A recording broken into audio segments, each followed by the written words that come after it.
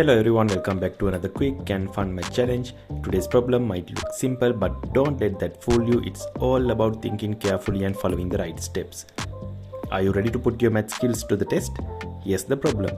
What is the square of 10 minus 8 divided by 2? Your answer choices are A1, B6, C36 and D49. Take a moment to think it through. Do you have your answer?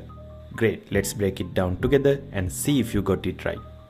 When solving problems like this, some people might be tempted to go from left to right, tackling subtraction first, while others might jump to division. If everyone does it differently, we could end up with all sorts of answers. That's where math rules come in to save the day. In math, we use the order of operations or PEMDAS to make sure everyone solves problems the same way and arrives at the correct solution.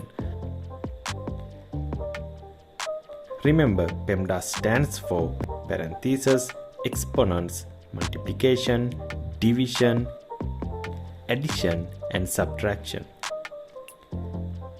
Let's apply PEMDAS step by step. First, we check for parentheses.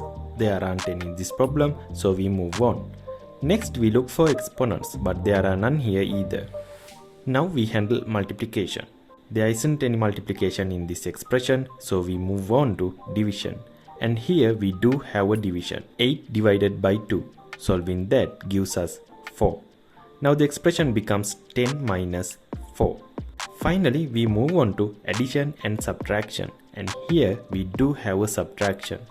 Solving 10 minus 4 gives us 6. 6 is one of the answer choices, so it might seem like we are done. But hold on, there's an important twist here.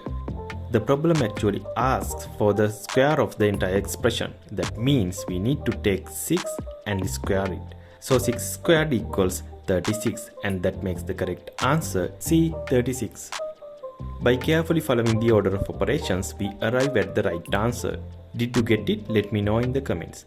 If you enjoyed this math challenge, don't forget to hit the like button and subscribe to the channel for more fun math problems. Keep practicing, keep learning, and I'll see you in the next video. Bye for now.